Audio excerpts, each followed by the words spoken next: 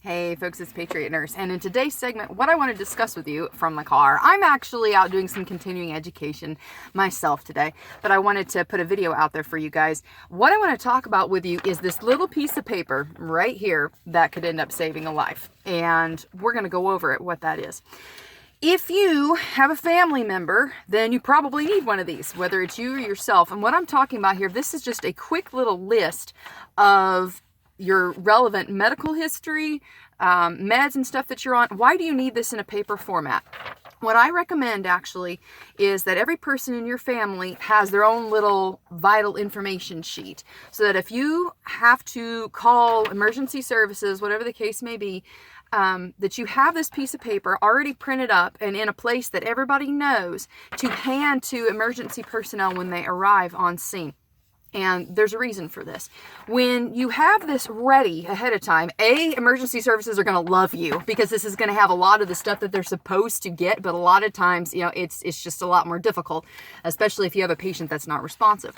You have right here for every person in your family, and this is very general, okay? You can get like super nerded out on histories. This is just the bare minimum. The patient's name, okay, and also their date of birth, height, and weight. This is important because clearly we need to have, to be able to put them into the system when they get to the hospital. The weight is important because especially if you have pediatric patients or patients who are just a little bit larger, they have medications. Well, all medications are supposed to be titrated based on weight, okay?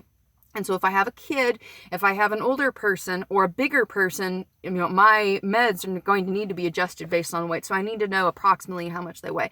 Allergy, big deal. A lot of people are allergic to penicillin or allergic to sulfa or they're allergic to morphine or whatever the case may be.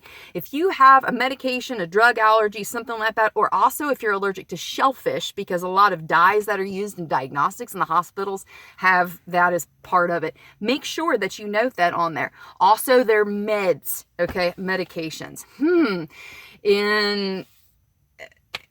In my experience, reconciling meds as a nurse in the hospital is one of the biggest pains in the butt there is, because a lot of people have meds at different pharmacies and all that.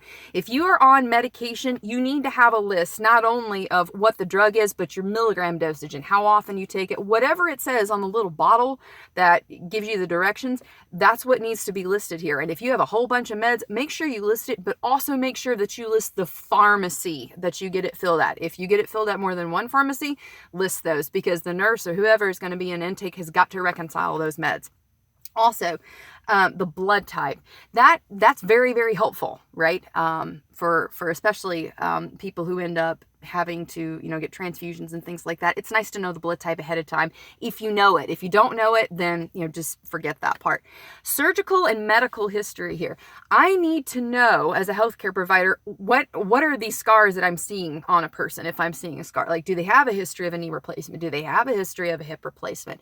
Also, do they have any abdominal surgical histories? We need to know if they've been cut on before. We need to know if there's anatomy that's missing.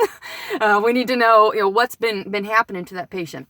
Also, the medical history. Was this person born with any abnormalities? Do they have a congenital heart defect? Things that are important in the process for a healthcare provider when we're assessing if there's something that this person has that's abnormal from the standard population. I need to know if that's that person's normal, if it's the patient's normal. And so that surgical and medical history is going to be really important. Have they had a stroke? Have they had a heart attack? These are things that need to go in that surgical and medical history. Also, their primary care provider. This is not an illicit drug. Yes, we take PCP. No, their primary care provider. I need to know the number for that primary care provider, because there may be things that I need to reach out for insurance reasons, whatever the case may be. And then the other portion down here, okay? I have do they have a power of attorney? Religious needs. Are they Jehovah's Witness? They can't get blood transfusion products. Are they kosher observant people? Because they're going to have a whole different set of things, especially dietarily speaking, for nutrition. And I don't want to end up, messing with people's needs. And also down here, family history. If I have, for instance, on the male line of the family, a significant history of cardiac events that happen when these dudes get in their 40s and 50s, I need to know this. And so this is a helpful thing to put down there. So this is just an example here, crash course example, and what you can do in just a few minutes.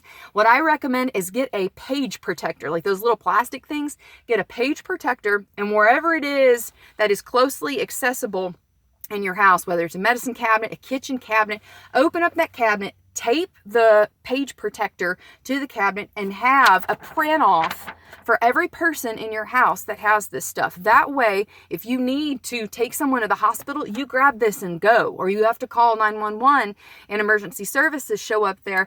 Now you have something to give to the paramedic, the EMT, whoever it is that's going to be arriving. You have something to give them that is going to really streamline the process with getting your loved one taken care of. So I hope that was helpful for y'all today.